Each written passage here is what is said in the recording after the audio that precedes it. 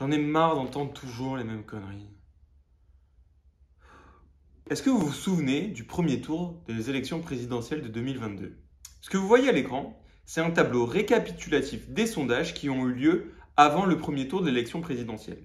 C'est intéressant, on peut déjà voir apparaître une certaine tendance. Moi de mon côté, j'ai fait la moyenne des 5 derniers jours des derniers sondages. Comme on peut le voir, Mélenchon, il est environ à 17%, Macron 27% et Zemmour 9%.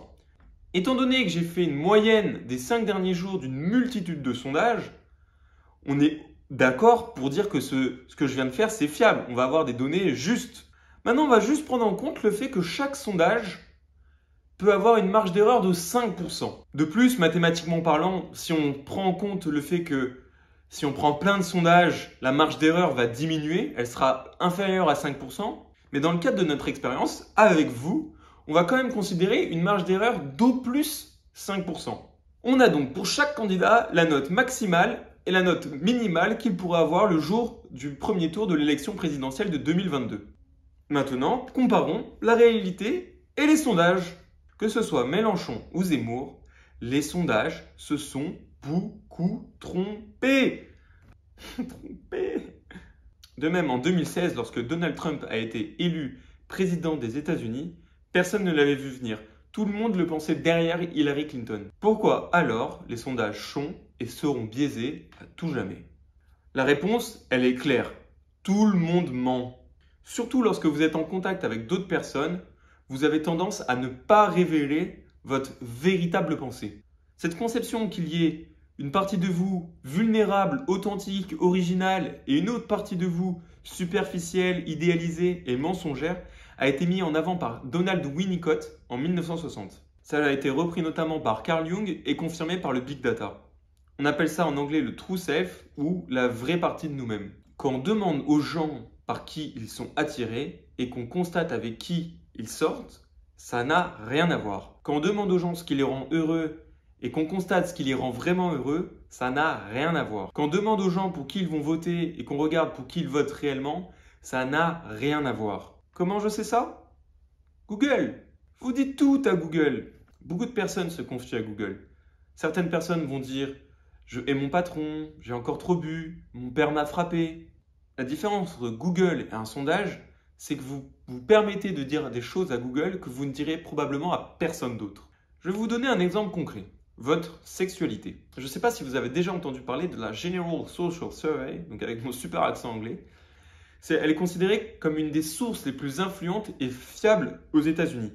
Cette source-là dit que les femmes en moyenne font 50 fois l'amour par an et utilisent des préservatifs dans 16% des cas. Ce qui revient, d'après mes calculs, à 1,1 milliard de préservatifs par an. Cependant, les hommes, quant à eux, révèlent utiliser 1,6 milliard de préservatifs par an. Qui a raison, qui a tort? Attention, roulement de tambour, les hommes, les femmes? Aucun des deux! D'après Nielsen, une entreprise d'information et de mesure d'audience, ce sont moins de 600 millions de préservatifs qui sont vendus par an. De même, un autre cas concret, les hommes mariés de moins de 65 ans affirment en moyenne réaliser l'amour, faire l'amour une fois par semaine en moyenne, tandis que les femmes un peu moins, un tout petit peu moins, mais à peu près une fois par semaine. Maintenant, faisons appel à notre ami Google. Qu'est-ce qu'il est dit sur Google? Les recherches sur sexless marriage, donc mariage sans sexe, sont 3,5 fois plus fréquentes que les recherches sur unhappy marriage, donc mariage malheureux, et encore 8 fois plus fréquentes que mariage sans amour. Pour vous donner un ordre d'idée, les recherches sur abusive relationship, donc relation abusive, sont un poil plus fréquentes que les recherches sur mariage sans sexe. Google sait tout de nous. Ils savent en moyenne combien de fois les hommes et les femmes font l'amour par semaine. Il n'y a plus de secret. Votre vie privée, bien sûr, ils ne savent pas votre vie privée en tant que telle, mais la vie privée de la généralité de la population, ils la connaissent. Revenons à la question initiale des sondages. Google savait à l'avance qui allait être élu au premier tour et au second tour des élections présidentielles de 2022. Et oui, je vous ai déjà parlé dans une de mes vidéos d'un outil de Google qui s'appelle Google Trends. Avec Google Trends, on pouvait prédire l'élection de Donald Trump en 2016 ou la réélection de Macron en France en 2022. Déjà tout d'abord, les recherches Google montraient à l'approche du second tour des élections présidentielles que lorsque l'on mettait le nom d'un candidat, on avait tendance aussi à mettre le nom de son opposant. Donc Macron, Le Pen. Macron, Le Pen, débat présidentiel. Macron, Le Pen, sondage, etc. Mais ce qui est drôle, c'est qu'en fait, il y a une étude qui a montré qu'on avait tendance à mettre en premier le candidat pour lequel on était favorable.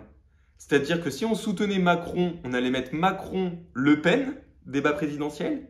Par contre, si on soutenait Le Pen, on allait mettre Le Pen, Macron, débat présidentiel.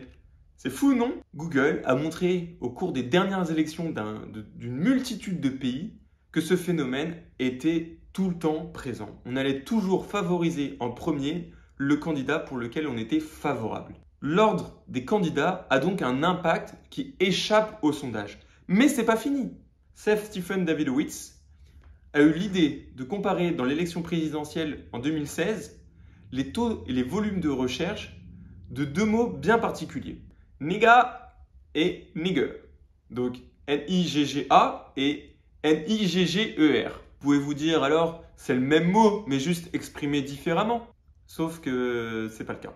Les recherches racistes comprenant le mot nigger étaient beaucoup plus fréquentes que les recherches contenant le mot nigga. Et quand on trace le volume des recherches des deux mots, on peut alors tracer une carte. Je vais vous la montrer à l'écran. Et ce qui est impressionnant, c'est que quand on compare les recherches des mots nigger par rapport au mot nigga et qu'on compare les États dans lesquels Donald Trump a été favorable et les gens ont voté pour Donald Trump, il y a vraiment des similarités et c'est vraiment fascinant. C'est même l'un des meilleurs modèles pour prédire dans quelle zone Donald Trump allait être favorable aux élections présidentielles.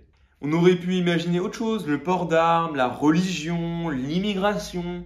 Mais non, c'est les recherches racistes qui l'emportent. J'ai oublié de vous préciser quelque chose, donc je vais le rajouter. En fait, dans certains cas, c'est même pas volontaire de mentir.